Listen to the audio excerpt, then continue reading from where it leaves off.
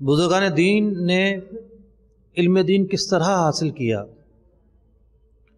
یعنی وہ نامور شخصیات جن کا ہم تذکرہ سنتے ہیں تو ہمارے سر عقیدت سے جھک جاتے ہیں۔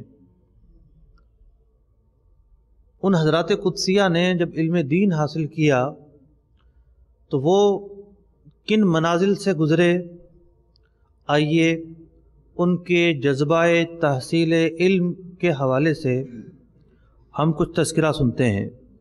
امام بخاری رحمۃ اللہ تعالی علیہ بخاری شریف کتاب العلم میں درج کرتے ہیں کہ حضرت جابر رضی اللہ تعالیٰ عنہ نے حضرت عبداللہ بن انیس رضی اللہ تعالیٰ عنہ سے ایک حدیث سیکھنے کے لیے 1 مہینے کی مسافت کا سفر کیا۔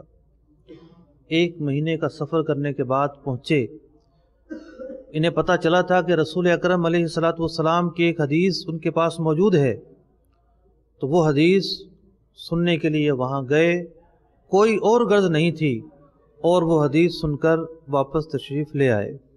میرا ہر عمل بس تیرے واسطے ہو، کر اخلاص ایسا عطا یا الہی۔